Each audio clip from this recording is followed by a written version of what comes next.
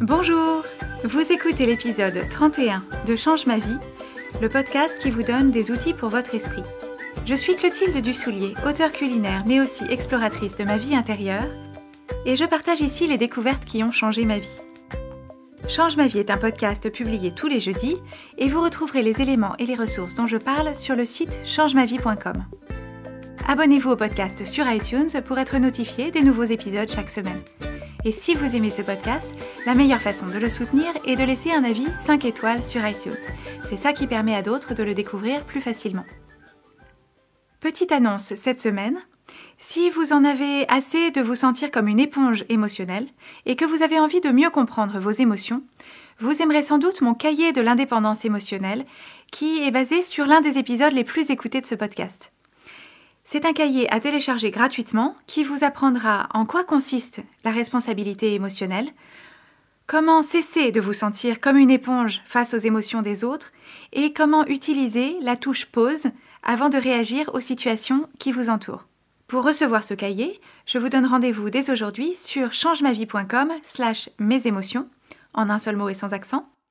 Encore une fois, je vous offre ce cahier gratuitement, c'est pour vous remercier de votre écoute fidèle et vous pouvez le télécharger en allant sur la page changemavie.com/mesémotions. Aujourd'hui, j'aimerais évoquer avec vous un sujet qui vous est peut-être venu à l'esprit à l'écoute des épisodes précédents de ce podcast.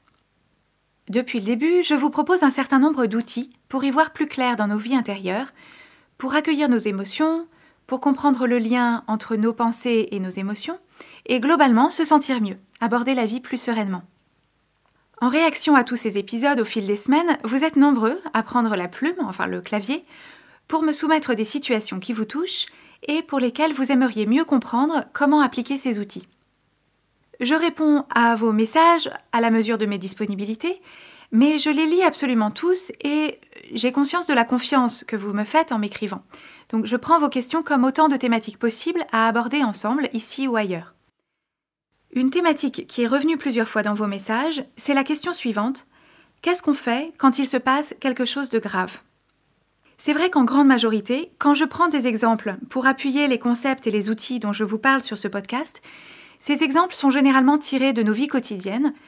Et quand on parle de situations qui nous causent des problèmes ou de la souffrance, ce sont généralement des problèmes qu'on peut qualifier de petits problèmes. Il y a plusieurs raisons pour lesquelles je procède comme ça. La première, c'est que ces petits problèmes, entre guillemets, sont des exemples auxquels vous pouvez tous vous identifier en les transposant dans votre propre vie. C'est aussi l'échelle de problèmes à laquelle nos esprits sont encore relativement ouverts pour faire la part des choses, réfléchir et éventuellement changer pour avancer. Je ne dis pas que c'est facile, mais ça nous paraît faisable, accessible. En plus, comme ce sont des types de problèmes qui se présentent quasi quotidiennement, vous avez de nombreuses occasions de les observer, de mieux les comprendre et d'essayer d'autres façons de penser, d'agir ou de réagir. Et même si, fort heureusement pour la plupart d'entre nous, ce sont ces petits problèmes avec lesquels on se débat au quotidien, tout est relatif et la souffrance qu'on peut en ressentir est bien réelle. Pour moi, il y a donc un vrai bénéfice dans un quotidien qui est peu entravé d'embûches et de situations dramatiques, à réussir à rester léger et joyeux en l'absence de problèmes graves. Pour finir, on a vraiment intérêt, à mon sens, à s'exercer à pratiquer ces outils et ces approches sur des petites situations bénignes du quotidien. C'est ça qui nous permet de développer nos capacités d'accueil de nos émotions, d'acceptation de nos circonstances, de recadrage, qui nous sont extrêmement utiles le jour inévitable où quelque chose de grave se produit. Je ne dis pas ça pour vous plomber, mais c'est important de partir du principe que l'expérience humaine est faite de contrastes. Espérer traverser sa vie sans jamais connaître, pour soi personnellement ou dans son entourage proche, une situation de perte d'emploi ou d'argent, un accident, un problème de santé, un deuil, ça me paraît peu réaliste, à moins de ne jamais s'attacher à rien ni à personne et à cultiver une indifférence totale à tout. C'est sans doute possible, mais on se priverait aussi de toute une palette d'émotions positives extraordinaires. On ne peut pas avoir l'un sans l'autre. Et partant de ce postulat, le fait que la vie est faite de contrastes, quelles sont les approches et les outils qu'on peut adopter, dans l'esprit de ce podcast, lorsqu'on traverse quelque chose de grave ? Parmi les situations que vous m'avez confiées, je pense par exemple à la séparation d'un couple, à la maladie grave d'un enfant, à la mort d'un parent, à une maladie chronique et invalidante, au décès d'un proche au cours d'un événement traumatique et très couvert dans l'actualité. La question qui est revenue dans nos échanges sur ces sujets, c'est comment diable peut-on positiver dans de telles circonstances ? Est-ce qu'il n'y a pas des situations de vie qui résistent à ces outils, qui sont tout simplement trop dramatiques, trop difficiles, trop négatives pour qu'on puisse les appliquer ? La première mise au point que je veux faire, c'est que le message de ce podcast n'est absolument pas qu'il faut tout positiver, ni qu'il faudrait être heureux tout le temps. Encore une fois, expérience humaine égale contraste, donc il y a du positif et du négatif, de la joie et de la peine, du plaisir et de la douleur.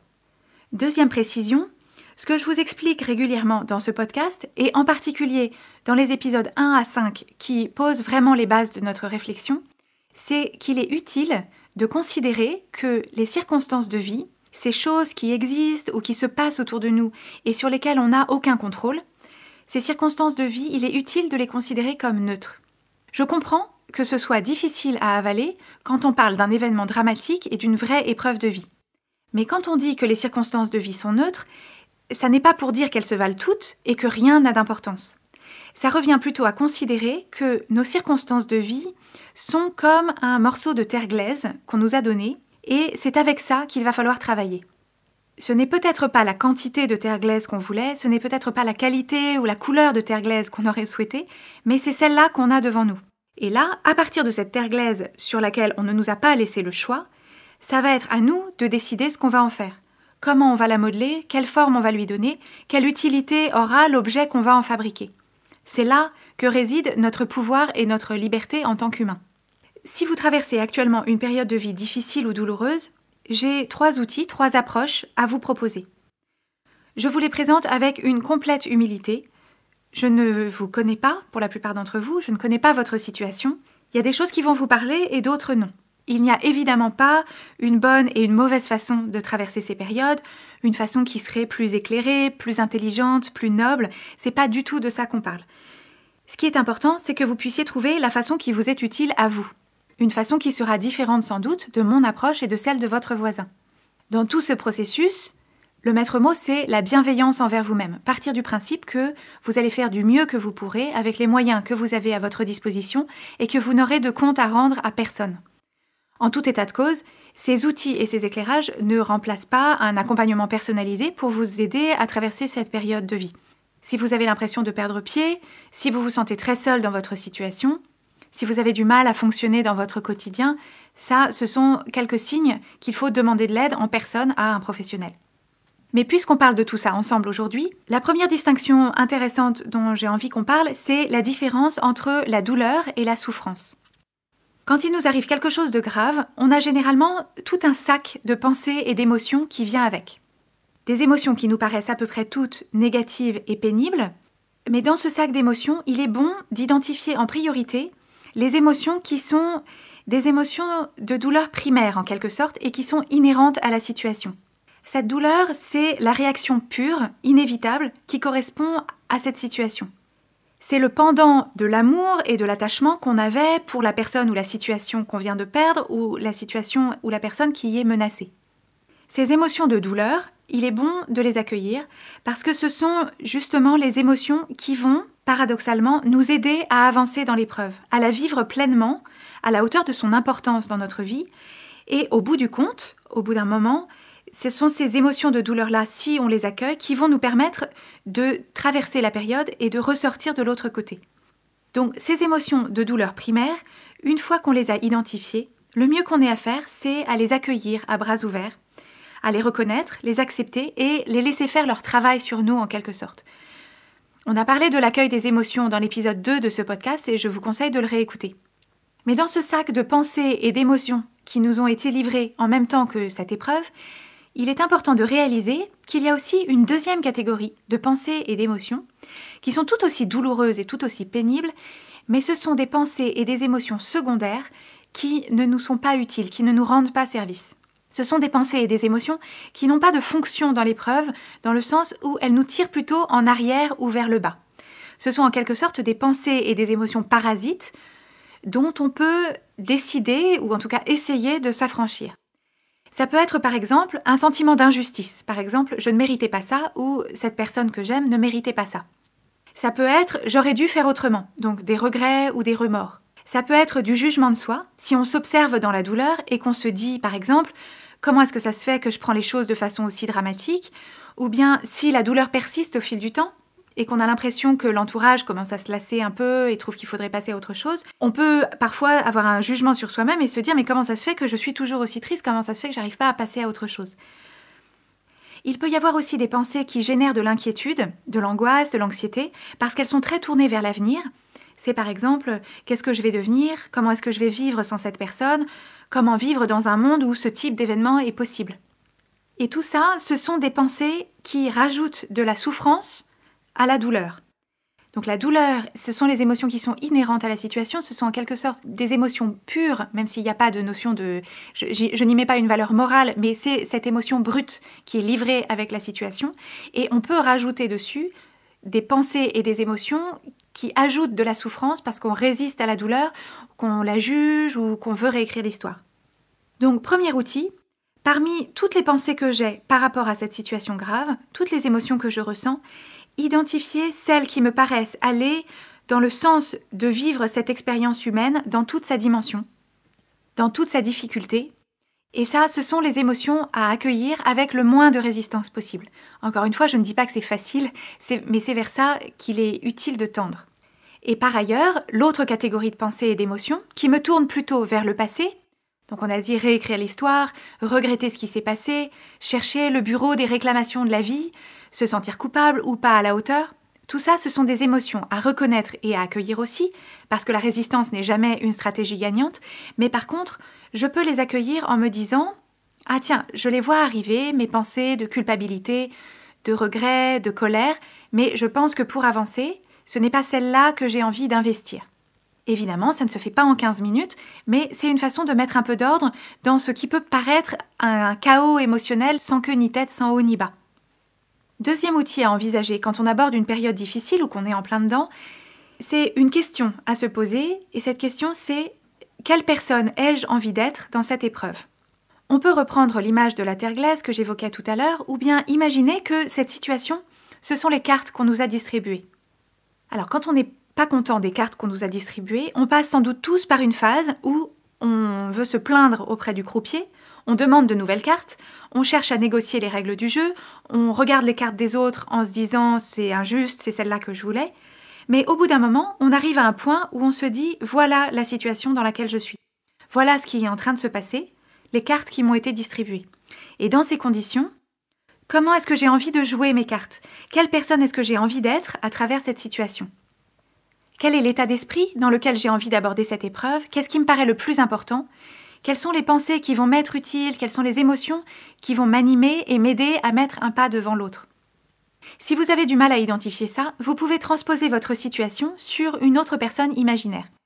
Imaginez que vous observez cette personne qui a déjà traversé cette épreuve, qui est ressortie de l'autre côté, et que vous ressentez de l'admiration pour elle, en vous disant vraiment « elle a su traverser cette épreuve de la meilleure façon qu'on puisse espérer pour elle-même et pour les gens qui l'entourent. » Et vous pouvez imaginer vous dire « eh bien je vois qu'elle a traversé cette épreuve de cette façon parce qu'elle a toujours gardé telle ou telle pensée en tête, c'est ça qu'elle s'est répétée tous les jours, c'est ça l'énergie qui l'animait, c'est ça qu'elle a toujours essayé de faire au quotidien pour prendre soin d'elle-même, de sa famille, etc. » Ce petit exercice de projection, ça peut vous aider à voir la direction dans laquelle vous avez envie d'avancer pour traverser la forêt et ce sur quoi vous pouvez vous concentrer au quotidien pour garder le cap du mieux que vous pouvez. Je parle de garder le cap parce qu'on ne recherche pas une espèce d'idéal de perfection dans la douleur. Il s'agit simplement de se rapprocher au maximum de ses possibilités, de la façon dont on espère traverser l'épreuve. Et les possibilités vont être imparfaites, on va être en dessous de l'idéal parce que bienvenue dans la vraie vie. Donc là, avec cet outil, on a essayé de prendre du recul, de prendre de la hauteur en se demandant quelle personne ai-je envie d'être à travers cette épreuve. Mais pour notre troisième et dernier outil, l'idée est au contraire de penser petit.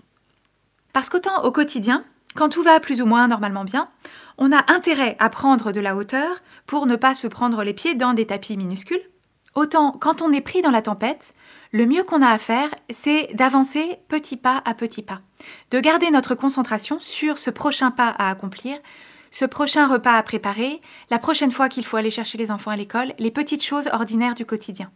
Il vaut mieux résister à la tentation d'explorer tous les scénarios possibles dans le détail, en évaluant par exemple toutes les choses qu'on avait prévu de faire avant que cette situation se révèle et comment est-ce qu'on va faire maintenant que tout est remis en cause.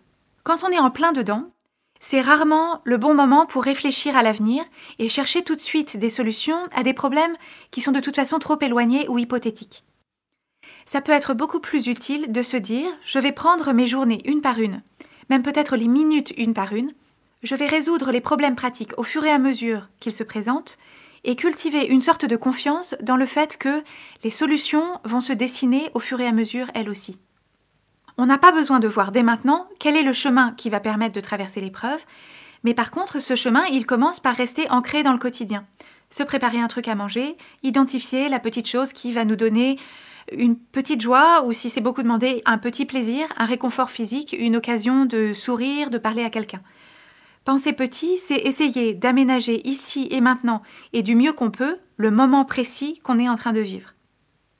Et on peut garder à l'esprit que, une fois le gros de la tempête passé, quand les vagues d'émotions douloureuses auront un peu baissé en intensité, au fur et à mesure, la clarté d'esprit revient et on retrouve à nouveau l'espace mental pour réfléchir à ce qui va se passer la semaine prochaine, le mois prochain ou l'année prochaine.